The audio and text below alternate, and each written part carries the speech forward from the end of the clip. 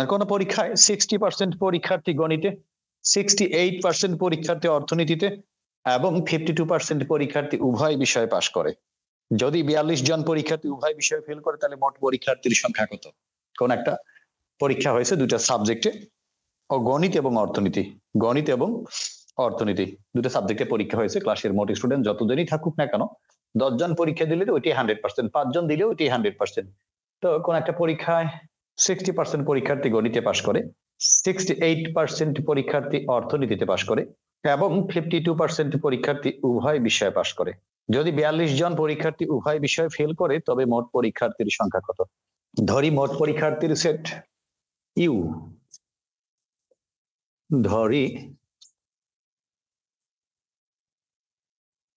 মোট পরীক্ষার্থীর said you, অর্থনীতিতে পাশ করা পরীক্ষার্থীর সেট, গণিতে পাশ করা পরীক্ষার্থীর সেট,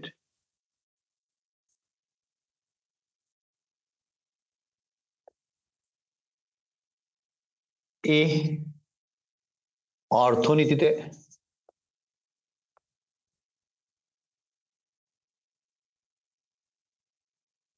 পাশ করা পরীক্ষার্থীর সেট ইকুয়াল বি। এখানে বা দেয়া আছে মোট স্টুডেন্ট যতজনই হোক না কেন সেটাই তো 100%। যদি 10 জন পরীক্ষা দেয় সেটি 100%, যেহেতু শতকরায় তথ্যাদি আছে। গণিতে পাশ করে কত percent? 60%। Number of A is equal 60%। অর্থনীতিতে পাশ করে number of B is equal 68%। এবং উভয় মানে কি এ ইন্টারসেকশন বি, উভয় বিষয়ে পাশ করে কত পার্সেন্ট? 52%। যদি 42 জন পরীক্ষার্থী উভয় বিষয়ে ফেল করে তবে মোট পরীক্ষার্থীর সংখ্যা কত? যদি 42 জন পরীক্ষার্থী উভয় বিষয়ে ফেল করে তবে মোট পরীক্ষার্থীর সংখ্যা কত? খেয়াল করি সবাই আমরা, উভয় বিষয়ে ফেল করে আমরা দেখব।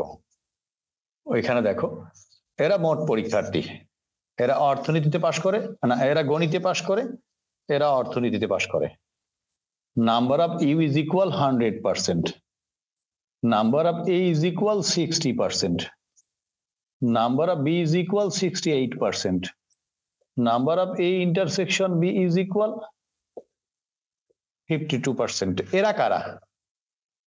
উভয় বিষয়ে ফেল করে। এরা কারা? কোনো না কোনো বিষয়ে পাশ করে।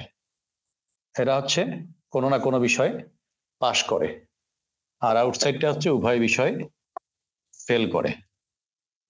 উভয় বিষয়ে ফেল করে বিষয়ে, এটাই হচ্ছে যে উভয় বিষয়ে ফেল করে। Number of A union B বাদ is equal what?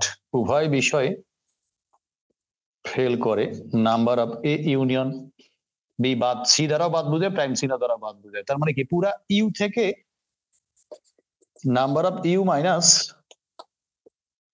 Number of A union B, number of U minus number of A union B.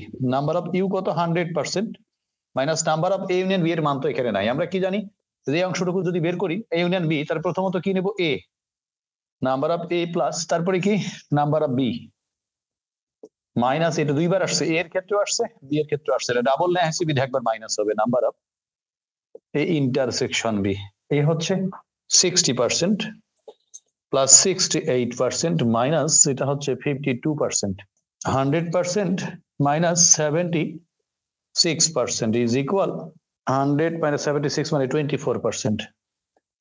এরা কারা? উভয় বিষয়ে ফেল করে, মানে কোন বিষয়ে পাশ করেনি। তো উভয় বিষয়ে ফেল করে 24%, মানে কি 100 জন পরীক্ষা দিলে উভয় বিষয়ে ফেল করে 24 জন। 42 জন পরীক্ষার্থী উভয় বিষয়ে ফেল করে। এখানে তাহলে দেখো, এখন দেখো উভয় বিষয়ে 24 জন, যখন উভয় বিষয়ে 24 জন ফেল করে তখন মোট পরীক্ষার্থী 100 জন। যখন উভয় বিষয়ে একজন ফেল করে তখন মোট পরীক্ষার্থী 100/24 জন। যখন উভয় বিষয়ে কতজন কোশ্চেনে বলা আছে? 42 জন ফেল করে তখন মোট পরীক্ষার্থী 100 × 42/24। কত হবে? 4200 ভাগ 24 অর্থাৎ 175 জন। 42 জন ফেল করলে মোট পরীক্ষার্থী 100 জন, না 175 জন।